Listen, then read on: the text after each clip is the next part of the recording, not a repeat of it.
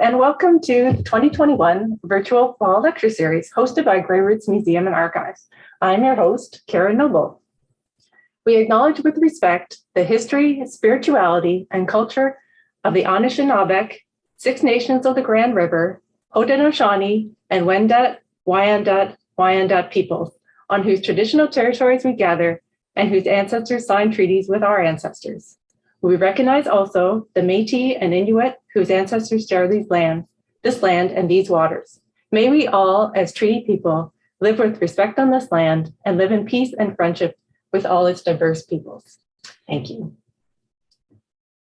Upcoming talks taking place every Tuesday at 1 p.m. through November 30th are next Tuesday, November 16th, Internet Genealogy Research, Tools and Tips with Janet Isles.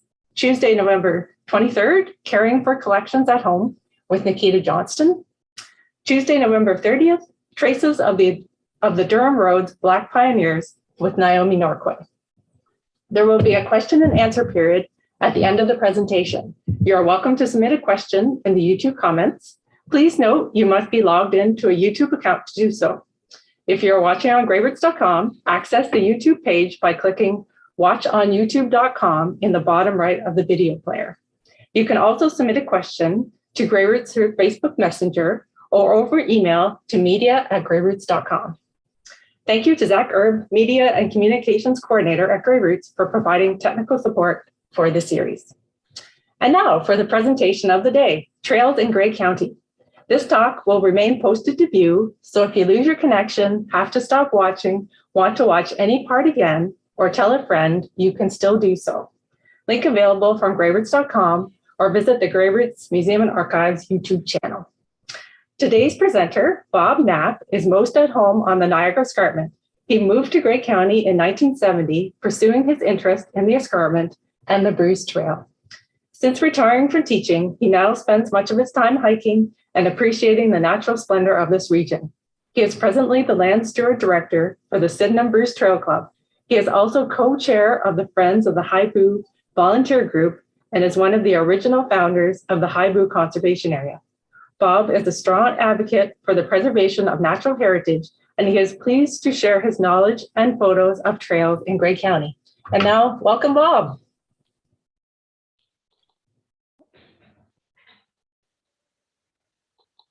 Oh, thank you, Karen. And thank you for everyone that's joining us for this presentation. And so we're going to take a look at trails in Grey County today.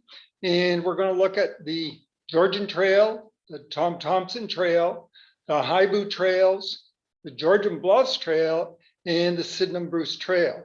Now, this is just an overview, but hopefully you'll enjoy this presentation.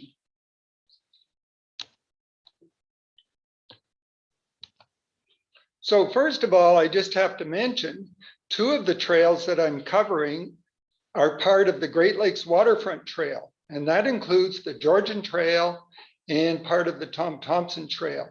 So here we can see where the Great Lakes Waterfront Trail goes up through Owen Sound, heads up towards Tobermory, and then all down around Lake Huron and Lake Erie, and then alongside Lake Ontario. So this is quite an extensive trail, and mainly a lot of it's on roads, except on the Georgian Trail it isn't. But I just wanted to mention that the Great Lakes Waterfront Trail does include two of the trails I'm covering today. So the Georgian Trail, it happened over 32 years ago. It was built by that, you can see by that plaque, in 1989. And a bit of the history. First of all, it does have a trail length of 34 kilometers. It runs from Meaford to Collingwood, 13 kilometers to Thornbury, and then continues on. It was the northern railway line between Collingwood and Meaford, and it was completed in 1872 and used for transportation until 1984. So well over 100 years. And so it was Georgian Trail was one of the first developed in this area. And you notice down below, it says motorized vehicles and horses are not permitted, which makes a really good trail surface. So here it is from the map. And we've got Meaford here in the on the west end, and then Collingwood in the east, and Thornbury around here. So it pretty well parallels along Georgian Bay and parallels Highway 26. So the Georgian Trail is a nice wide trail, and it says no motorized vehicles on the sign, has an excellent hard packed surface, and is really well used, because last summer I must have passed at least 50 people on bicycles one day, and they weren't all one group. So lots of use, and nice, fairly wide trail in most places, very scenic, and is a really nice thing to have in Grey County. So one of the features along this, the Georgian Trail, is a little side trail here just east of Meaford, and it leads to a lookout. And here's the lookout. So you're right on top of the clay banks, and you're just east of Meaford, and that's Christie Beach in the distance there. And it's a great little ride in to just see it. And this summer we did some canoeing, and we were canoeing along there. And this is the view from the bottom of the clay banks. Now, these clay banks are very steep. They're about 50 meters high, and it'd be very, they're not something you could climb on, actually. It'd be very dangerous. So if you're at the viewpoint up above, you don't want to step off. So here we are in Thornbury, and I included this slide because it's got a stand there that you can put a bike on. It's got bike tools, and Collingwood's about 16 kilometers on in the distance to the east, because we're at Thornbury. And so there's all the tools there, and a nice happy group. We just rode one day from Meaford to Thornbury and then turned back. So we're ready to go to the next trail, the Thomson Trail. And I've been involved with the Thomson Trail for several years now. And it's a really good trail going from Owen Sound to Meaford. And it's the one that there was never a rail trail. So it was a lot harder to actually construct lots of it. So here we have the kiosk that was donated by the Scenic Order of Good Cheer. And there's recognition plaques on the back, and there's a map there. And this is kind of interesting. This is the bricks underneath, and they all have the names of dogs on them. So when people had dogs that passed on or died, they actually gave money, and that money was a fundraiser for the Thomson Trail. And if you ever want a dog name, boy, there's a lot there. So the Thomson Trail, a 3-season hiking, cycling, and horseback riding route between Owen Sound and Meaford. Trail follows paved roads, woodland trails, gravel roads across the Niagara Escarpment, and it is pretty hilly. The route's about 41 kilometers, and I've only rode it one way. Like, I've rode the other way, but it's not a trail that you'd want to ride the whole day there and back. That's a fairly strenuous endeavor. So we've usually got a shuttle to that if we wanted to do the whole trail that have come back on it. And as I mentioned earlier, it's part of the Great Lakes Trail.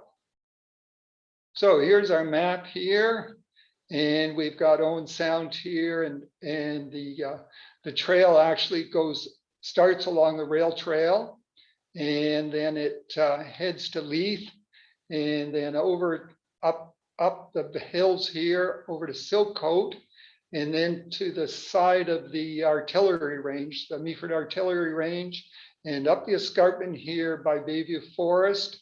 And it's still on roads here though, but they are fairly rough roads. And then it heads east here and heads right towards Meaford. So that gives you about 43 kilometers.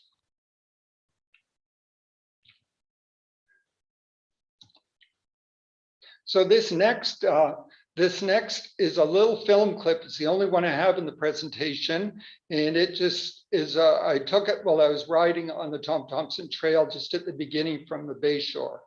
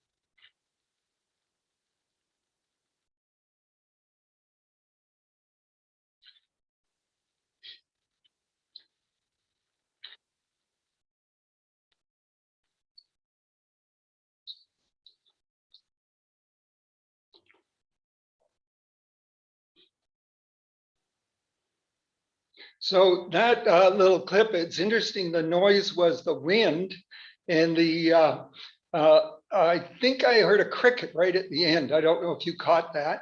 So here's a girl just sitting by the trail, which is a really nice thing for trails that you don't always have to be walking on them or biking. They're a nice place to just sit and enjoy the water. So it takes the CP line out of Owen Sound and climbs a fairly good grade climbing out of Owen Sound, but it's quite scenic, runs by the soccer fields. And then it heads down on along 28th Avenue East down to the Heibo Swamp. Now this swamp was quite interesting because when we were making the trail, it was sort of a real muddy trail in there that was very difficult to get through. So we did do a fair bit of work there. And here's preparing the old roadway.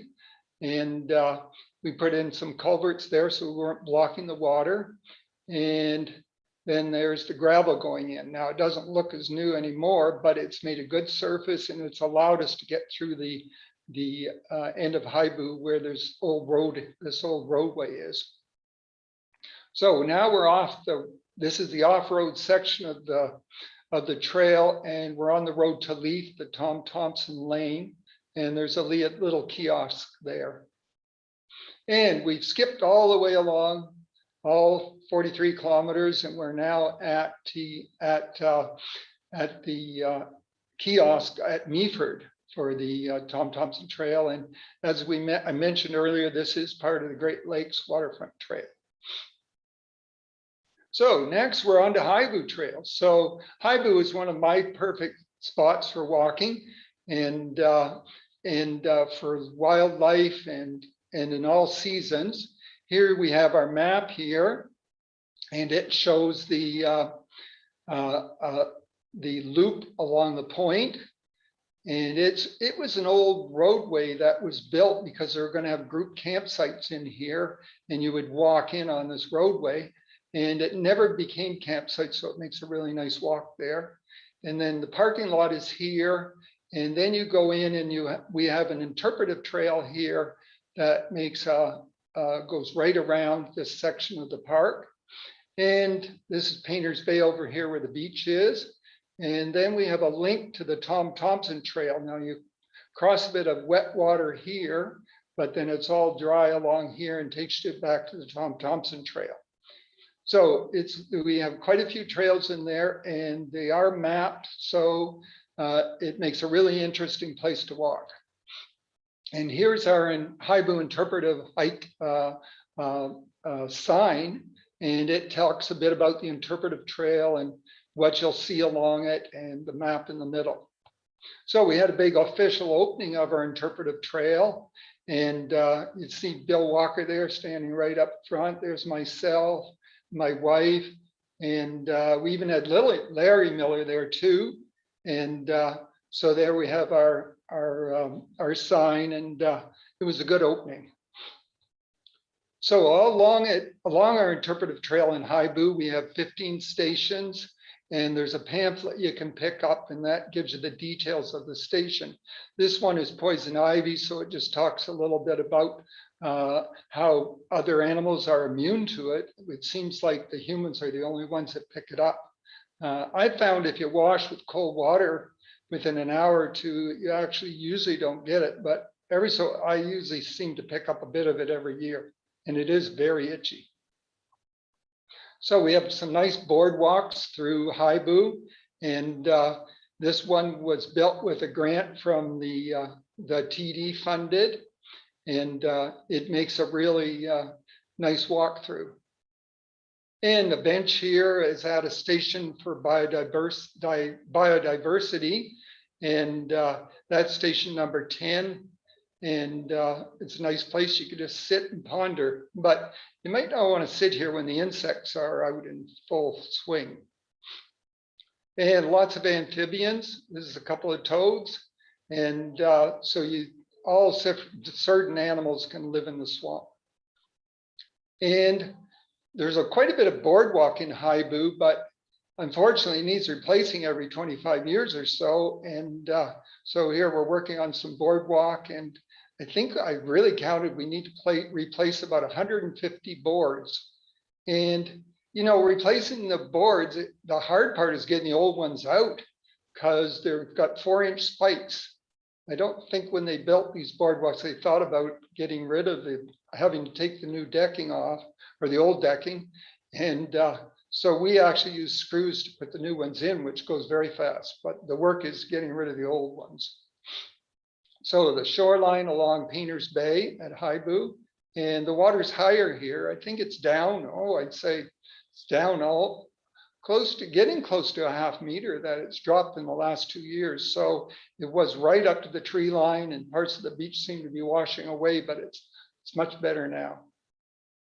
And, you know, you can see like it's a great place to paddle along, girl in a paddle board, just going along, and makes a great, we call this a water trail.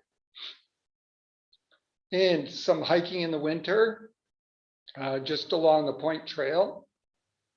And so some people do snowshoe at Heibo, and if you get there at a fresh snowfall, it's pretty good, but there are a lot of people that walking, and it just seems like if you get a lot of walkers that you really don't need snowshoes as much. And it's a very scenic place. And I really like the shot with just the ice kind of melting. It's probably could be in February, although with our climate kind of changing, it's hard to say always what time of year certain pictures are being taken. I mean, look at the weather in November. We've had very warm. So going along the Painters Bay again in the winter, and there doesn't seem to be a lot of snow right here because it maybe tends to melt because the water's not freezing or blows inland. So here's a bench placed along the shore, and you notice it's pretty ice coated. So we're probably not going to sit here for too long, and it's time to leave the Heibo trails. So now we're into Georgian Bluffs, and we're actually in the west side of the city, and we're actually going to take the Georgian Bluffs trail. And Georgian Bluffs trail runs up the escarpment and past Ben Allen, and then goes through some swamplands and heads on to Shallow Lake. And actually it's in fairly reasonable shape to Shallow Lake, and then further on going to Park Head, it gets quite a bit rougher. Hopefully that part will actually get fixed sometime. So it follows the CN rail line from Owen Sound and heads to Shallow Lake. So this is just west of Ben Allen, and quite a few signs here. This is a visually impaired, this is the township sign, this is ATV signs, because this is used by motorized vehicles. And then the multi-use sign, and they even have a sign saying no parking because people were tending to park on the trail, which isn't really a good place to park. And here's the multi-use trail sign. And it's interesting. So we've got snowmobiles allowed, skiers allowed, ATVers allowed, horses are allowed, bicycles, and hikers. So fortunately, if you ever had all these people at once, yeah, it wouldn't be easy. But yeah, usually there's lots of room on the trail. Now, motorized vehicles do make the trail kind of rough in places. So if you're there on a bicycle, you have to be careful. Like right there, if you got in there with your bicycle and you've got thinner tires, you'd have to really watch your bounce.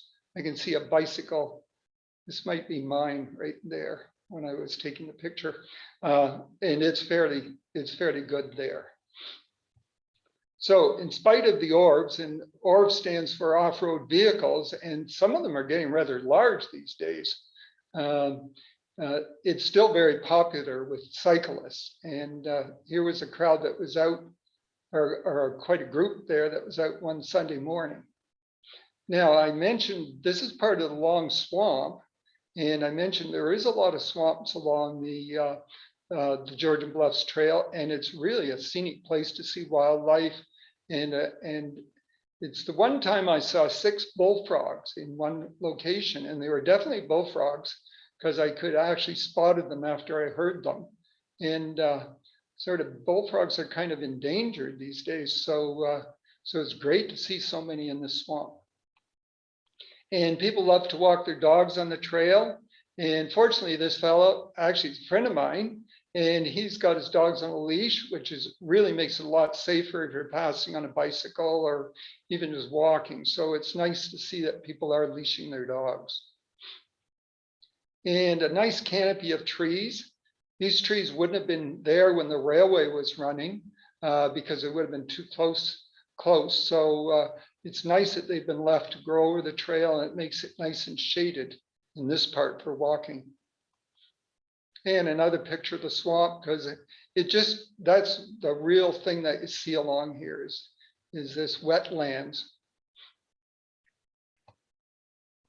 So it's time to move to our last trail. So we'll leave our bike sitting on the bridge and we'll move along to the Sydenham Bruce Trail. So the Sydenham section of the Bruce Trail, it makes up almost a fifth of the whole of the Bruce Trail, going from Niagara to Tobermory. But this section, which goes from Blantyre to Wyerton, is a length of about 170 kilometers. It follows the Niagara Escarpment. It's existed for over 55 years, so that's quite a time. And the total Bruce Trail is over 900 kilometers now. It never used to be so long, but there's been parts added and it's been changed over the years. I think originally it was only about 750 kilometers. And it does get a lot of people interested in hiking the whole Bruce Trail. I actually hiked it twice, the whole of the trail, but only once doing it the whole way in 1 year. I think the next time it took me about 10 years. So here we have the Bruce Trail, and it's running from Blantyre to Wyerton. So in Blantyre, we head west, and we pass Walters Falls, and then this is Massey, where the ski trails are, and then through Bognor Marsh here, and then along to Woodford, and then through Bayview Forest, which is a really neat area. The escarpment faces along here. And then we sort of parallel Highway 26, and we come to an area which is famous for its Polish soldier tree, which I'll mention on another slide. And then we go along through what we, by the KOA camp. And so then we are over by Inglis Falls here and through Jones Falls and up to what we call the Glen and Lindenwood, and then up to Skinner Bluff, which a lot of people have heard of or visited, and then alongside Cowboys Bay by Bruce's Caves and to Wyerton. So that's 170 kilometers. So it's quite a length. Sometimes the Bruce Trail offers an end-to-end hike, and that's made up of 8 hikes, and they bring the people back on the bike, or in the bike, sorry, not a bike, on the bus. So here's an historical shelter, and these aren't really used anymore. This one's still there, and it's pretty close to Blantyre, and it's interesting. It was built in 1972. There's not supposed to be any fires at overnight rest areas. So that big fire pit there the rocks need to be removed and cleaned up a bit. But people who are through hiking really do appreciate that there's still the odd place they can find to camp. Otherwise, they have to find a private place, because we really don't want people camping all along the trail unless it's a designated area. So there's lots of springs and rivers all along the bottom of the escarpment, and this is Rockland Creek. And then after Rockland Creek, we actually come to Walters Creek, but it makes really neat rivers and very clean water, and I think the trout do use these streams. So there I am staying on a maple, and it'd be quite an old maple. I'm up on what you call a burl. And you can see the Bruce Trail. There's a Bruce Trail sign beside my leg there. But it's interesting. I'm thinking about, I got up there, but boy, it was tricky trying to get back down. And we really don't encourage people to do this, but I just thought it was kind of make a neat picture. And I'm just on top of the Big Head Valley here. So here's another big old growth tree. And the reason I've included this is because of the fungus in it. And there it is. It's quite interesting. I mean, you really need to see it in person, but it's northern tooth fungus, and it's really, it's just quite startling. Now, this isn't probably a good sign for the tree when it has fungus like this. I'm sure the tree will probably outlive me, but it is a sign that it has the fungus is attracted to the sort of the dying cells in parts of the tree. But parts of the tree are probably still quite alive. So we're now at Silent Valley, and you can see by the trail, this was really overused, or had a lot of use, and it became very muddy and wet. So we did move the trail a little, and I think that worked out well. But we have had a lot of use of our trails in the Sydenham and Grey County. And so it's really important that Bruce Trail keeps maintaining them. And it's only with your support of the trail that this happens. So this is Silent Valley still up on the escarpment, and we've got deep crevice caves. This one's almost 20 meters deep, and it probably formed over millions of years. I mean, the escarpment is actually over 600 million years old, but these crevices were probably more recent, but still millions of years. And over time, the passageways widen. And this is quite a remarkable set here. And we really don't encourage people to go down in them, but we did investigate them to just because they were so, well, they're just remarkable. And another thing we find along the talus slope at Silent Valley is these old cedar trees that have been partially burned. And this is possibly from forest fires that were over 100 years ago, because there was a lot of drought in the early 1900s. And a lot of the escarpment area ended up all burnt in the Bruce Peninsula also too. And this is an old cedar tree, and I'm just wondering if it's probably left from when everything, when the logging happened, most of the trees were cut, and so there was a lot of slash and branches and all that left, and there were big fires that happened. Oh, so here we have the poison ivy, and the old expression is "leaves of three, let it be," and the juice in it is called urushiol, and it's the one that actually can give you the allergy. And yeah, it can get quite serious, so you do have to be careful and try to avoid poison ivy, although there is a lot along the trail in certain places. So another thing you see is Dollstone rock, sculptured by glacial water under pressure. And so what happened is the glaciers were like maybe 2 kilometers high, and they had real pressure when when the water started melting underneath. And this pressure actually carved out rocks and did a lot of different things. And it's interesting that in the last 100,000 years, we've had 3 glaciation periods, and the last one was about 10,000 years ago. So here we are, a group of hikers at Bognor Marsh, and this is a floating dock, although it's probably, since it's winter, it's probably in ice there now. But then the trail follows some boardwalk along the side of the marsh, so it makes a really nice hike there. And Bognor Marsh is a really nice, rich area for water. And here we have a pioneer lime kiln at Woodford. Now, what happened here is this is a pothole, but then they've made a hole in the bottom, and they would have loaded in all sorts of wood, and then they put the rock on top, and they bake the rock, and that would give them sort of this mortar they used to make, the pioneers had for doing their cement work. But you see kilns all along the escarpment, but this one is naturally made out of a pothole. And I put my bag there because that gives you an idea of the size of it. So it's really neat to see, and it's on one of the Bruce Trail properties right near Woodford. So we also have flower pots or pulpits, and this one's right near Bayview Forest, and it's been formed on the shore of a much higher Great Lake.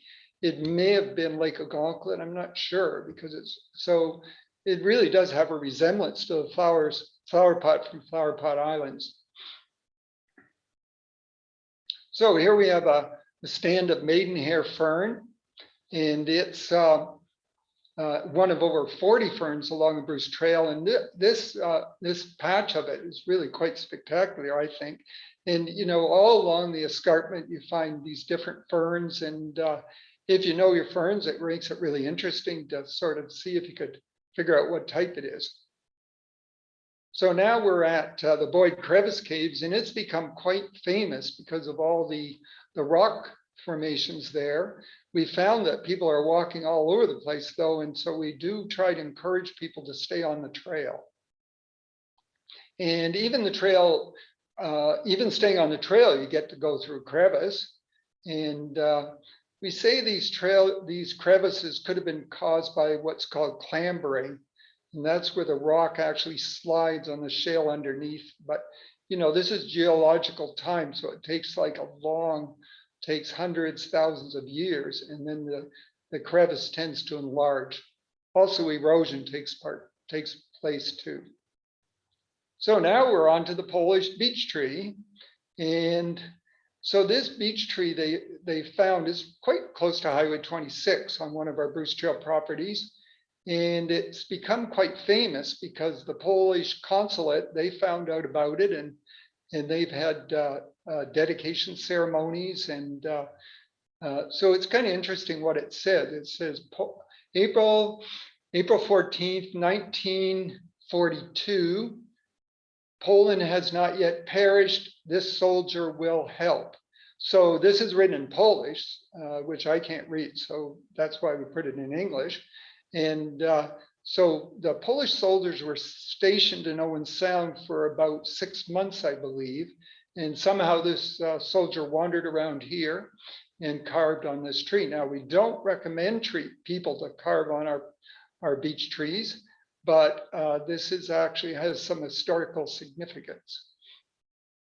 And another thing then, or another creature we find here is a young milk snake. And milk snakes are one of my favorite snakes, but you don't see them very often. And they often were found around barns, and that's how they got the sort of called a milk snake. And this one's on our Pines property, and actually found it in old barn ruins. So here's a red pine plantation that the trail goes through.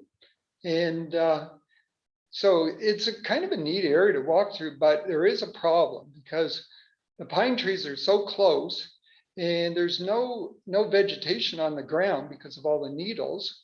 And so what should be done is 1/3 of these trees should be cut out so it allows more native trees to get in and vegetation on the floor. But it's not too big an area, so it is a nice area to walk through.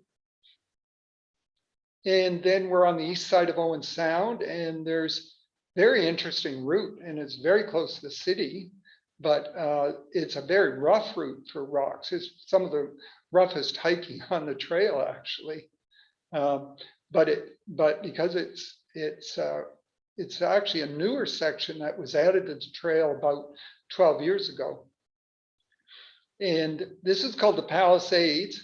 And it got that name because all the trees were cut, and it was quite easy then to see all the big high rock formations.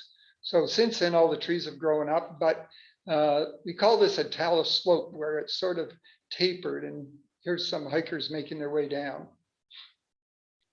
And we have an old growth eastern white cedar, and this is a fairly large tree. And it's interesting, sometimes you wonder maybe how the cedar trees got left because they seem to cut all the others, but I found that a lot of the bigger cedar trees tend to be they tend to be hollow inside. So I think the loggers learned that and they just got left, but it's nice to see these old trees. So we're now near Jones Falls, and we call this Dollstone, and it's actually a limestone that has more magnesium, and it's got some real natural colors on it. And yeah, it's kind of a neat thing to see there, but it's a very solid Dollstone rock. So we've got this has come off the escarpment at some time, and it really makes quite a remarkable rock. You can get the size of it from my wife standing beside it. And it's on the Memorial Blue Trail that's near Jones Falls. So we've also got a strange pillar that stands, and it's quite close to Jones Falls too. This is an interesting area. And you often see geese on top of it. And it's actually separated here. It looks like it's attached, but I don't really think it is. And I haven't seen another formation quite like this along the escarpment. So it's a really neat one to be able to see. So we had this slide once before because we're now on a little bit of the Georgian Bluffs Trail, and this gets us up the escarpment. Unfortunately, in this area of the city, there's a fair bit of the Bruce Trail is still on roads. In fact, in our area, I think it's just under a third of it in the Sydenham is still on roads. We'd like to get it off the roads, but it is tricky to do. Bruce Trail is willing to buy property, but it has to be with somebody that's interested in selling it to the Bruce Trail, and then or we can try to find a landowner that will allow the trail. But this seems to be a good route from the Bruce Trail on the Georgian Bluffs Trail up to Ben Allen. And another thing along the Bruce Trail is it's a really important place for different insects, creatures. And this monarch butterfly, it depends on milkweed. So we won't cut milkweed, we'll leave it there so they have some place to be and a food to eat.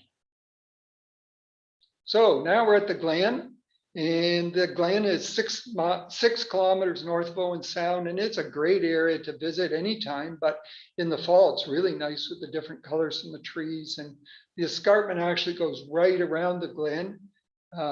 So if you're on the trail, you go sort of in a big loop, and then you're over here along the escarpment. And some really nice crevices over in this area, and there's wetland down below, and it makes a really neat area. It belongs to the Gray Sawlow Conservation. So birds along the trail, and I don't know, I'm sure I didn't climb a tree to get this picture, but it could be robins, I don't know, but I just took a picture and then left. But it's really important that we have these wild areas that birds can nest, and all sorts of animals have a place. So we're at Kemble Wetland, and it's the winter, and this is a really neat place for doing some skiing or, well, hiking at any time. The Bruce Trail owns about 400 acres here, and the trail's probably rough. We don't really recommend it for skiing, but it's probably better for snowshoeing. And nesting for sandhill cranes, and yeah, I've often heard them there. I've never really got as close as I was this one day, but they're a really neat bird to see. So here we have some white cedar that's growing right out of the rock, and cedar is quite an amazing tree the way it can grow. Beth Gillespie is leading this hike and is showing some people and talking about it. Beth Gillespie was the head officer for the Bruce Trail for 14 years and did a great job. And so she still is helping out and doing some interpretive with the Bruce Trail.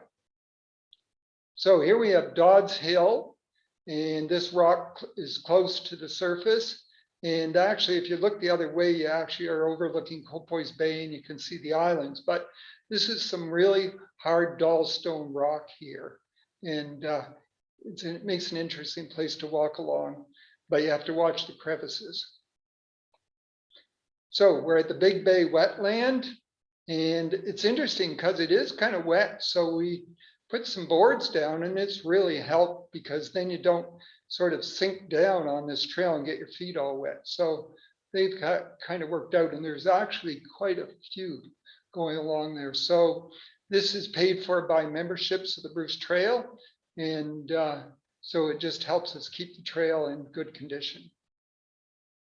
So we're now up on Esther Bluff in a blue side trail, and I've always liked this big boulder here, and because it looks like a jigsaw puzzle where my wife is there, you can see actually how it fits together if you're up there viewing it. And it sits right on top of the escarpment. So you wonder actually how it got there, or if all the rock that was around it eroded. So here we have these views overlooking Copoise Bay are really quite spectacular. We've got Griffith Island on the right side. We've got White Cloud Island, Hay Island, and then Malcolm Bluff in the distance on the left. And that's Gray Road 1 down below, right there. So it's a popular bicycle route, actually. So this is a really neat area. And oh, I just noticed that Copoise Bay was enlarged by glaciation, and it's just a great view and a great spot. So we're now at Bruce's Caves, and this area was recently purchased. The Bruce Trail purchased 75 acres. Conservation Authority owns just beside it, and they own the main cave, we own the others. And there is a bit of a challenge because people seem to want to write their name, or some people, and we really are trying to discourage this, that people leave things the way they found them. But we've been visiting Bruce's Caves for years, and there's such neat ice formations here in the winter, but you do have to be careful as the rocks are quite slippery. So lots of heart-tongue ferns grow in this area, and it's named after the tongue of a deer, and because another name for deer was heart. And they're quite a common fern around our area, but generally they are quite rare, actually, except for around here. So trails help make us make connections with the natural world. Here's a cedar tree that sure has lots of connections. It's quite extraordinary. And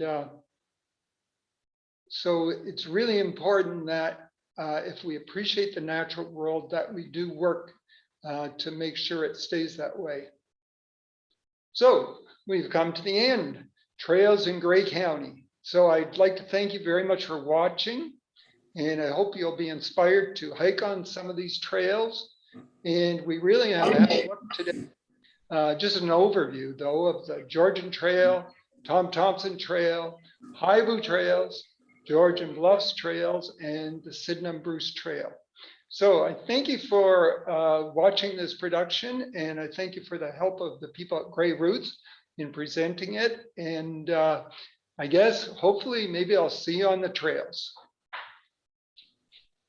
Thanks very much, Bob. Really appreciate it. Those are a lot of great photos and lots of great tips of where to go. There are quite a few questions that have come in. So I will knock them to you. So the first question is for me. You might have been away, it might be Heibo, but do you have a favorite trail, or is it like picking a favorite child? Well, what you want to do. Yeah, the trails really do have quite a variation, but I do like being up by. Well, I was just there yesterday. I really like the trails up just to the north and east, or north and west of Kemble. There, the 400 acres that we have purchased, the Bruce Trail. And it adjoins conservation land, and I just love the slope there. It's kind of unique, and the wetland and the hardwood forest, And I like going through areas where it has been logged for a number of years, and these properties are that way. So yeah, it's one of my favorite there. And the next question is, do you have any recommendations for trails that are good for snowshoeing? Would it be Kemble wetlands that are good for skiing, or are there others? Yeah, I think the Campbell trails are really nice for snowshoeing, and there's all sorts of loops there that make it nice. And Silent Valley too, over by Bogner, is a really nice place for snowshoeing. Um, the thing about snowshoeing is that you don't want to go somewhere where a lot of people are walking, and that's what makes it a little bit tricky. So you may have to choose places that are a little further away, so especially with all these people that are going out enjoying trails, because if a lot of people walked on the trail, it's really not much use trying to snowshoe them. But um, there is another property over by Bogner called Tersley property, and it's really good. I mean, one way you can find places is, and I'm not trying to push the book right now, but Ron Savage has a book called 30 Secrets of Sydenham, and it's got a lot of our trails in there, and you can sort of read. It's got a little bit of overview of the trail, and that might help you find places too. And do you have any recommendations for what would be the easiest trail, like a beginner trail? Oh, okay. So that's where the Heibo Trail, at Heibo, the trail that goes along by the point, it's nice and dry usually, and it's very level, and it's only about 1 kilometer. So it's a nice, easy trail to walk along. So that makes it a really nice trail. You know, what's happened with the Bruce Trail over the years is they've actually made the trails somewhat harder, because they used to follow old logging roads, and now they tend to follow the edge of the escarpment more. So it tends to be that sometimes you have to really look to find a trail that's going to be maybe suitable, but they are out there. I mean, the Georgian Bluffs Rail Trail is quite easy to walk on, and it does get a number of walkers, which is really important, because that's the way that we make sure people on motorized vehicles keep their eye out for, and that they don't take over the trails. So we have a couple of comments that are just hello, Bob. Audrey just wanted to note on behalf of the Blue Mountains that the town has named a park in honor of the late Bob Gamble. We have a question about wildlife. You had quite a few great photos of creatures, birds and frogs, that you managed to snap a photo of. Are there any other wildlife that got away as far as pictures go, but that were great experiences? Oh, well, I've been out on properties up by Bruce's Caves, and the 7.5 acres we bought, I think I spotted about 5 or 6 deer. Now that wasn't this year, and hopefully they survived the hunt, but I did see 5 or 6 deer that with deer, it's very hard to get pictures to get close. Actually, it's interesting with wild turkeys, because we live near the escarpment and we see a lot of wild turkeys around our house. Not so much when we're walking on the trail. I think they're more wary, but it's interesting that the wild turkeys are out there. And I mentioned about the frogs. I don't have the photo of them, but seeing bullfrogs was pretty interesting. I often see snakes, mainly garter snakes, but I like taking photos of snakes. If you're hiking in the trails further north on the Bruce Peninsula, occasionally you will see a rattlesnake. They're really not dangerous because they warn you, but you want to give them their distance. But yeah, I have taken a number of pictures of rattlesnakes, but not in our area. there's a couple people who have asked about getting maps of the end, like each trail that you talked about, to guide their way, either picking up a physical brochure or downloading individual maps if you had tips. Probably our friends at Grey County Tourism have some links and maps, but maybe you have some other thoughts as well. Well, I believe the Bruce Trail has just brought out a new app, and this app is available. You actually have to pay for it by the month though, so there just isn't one fee, it's a continual fee.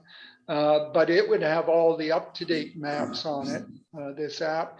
But the other thing is we do have publications. Ron Savage's book, 30 Secrets of Sydenham, is a really good one for finding locations of trail.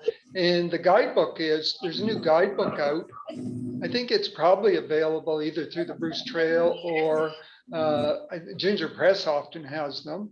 And it has all the maps of the Bruce Trail on it. It is handy to have maps though, and sometimes a compass works too. That's great, thanks. Then there's a couple of specific questions. Is there a section of the Thomson Trail that is not a roadway close to the Irish Mountain area? I don't know if you know what that means.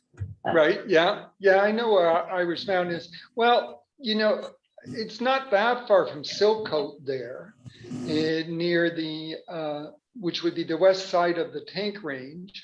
And that, it's still a roadway, but it's pretty rough. It's sort of really nice. I don't think there's a lot of people drive on it. And it actually winds up the escarpment there. And it's really nice actually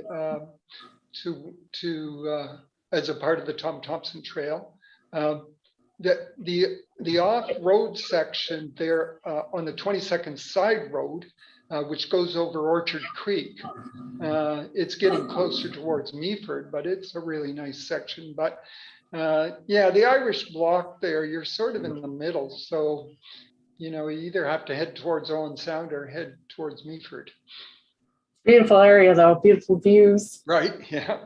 Yeah, it's interesting, the Irish Block, because there was an Irish Block and there was a Scotch Block, and the Irish Block actually had a church and was a really interesting area there. Yes. And then one final question is, where is the crevice at Silent Valley? Someone has tried to find it multiple times. Oh, okay. Well, I mentioned that we really don't promote people to go in the crevices. And we did do that investigation when we secured the Silent Valley property. So, I really don't feel free to just sort of describe exactly how to get there or that, because it's just not something that the Bruce Trail, being Bruce Trail property, that they actually promote. So I'm sorry I can't help you more. Well, it sounds like you're doing a good job keeping it safe then. But it is a good question. So I think that's all of our questions, Bob. Yeah. Well, that really kept me going. So yeah, thank you for all those questions. Yeah, it means we had more than a few people watching. Yeah, absolutely. Yeah, I appreciate all the special pictures you took in preparation of the talk, and that you came to do it today. That's wonderful. Thanks so much. Okay, thank you, and good to have everybody.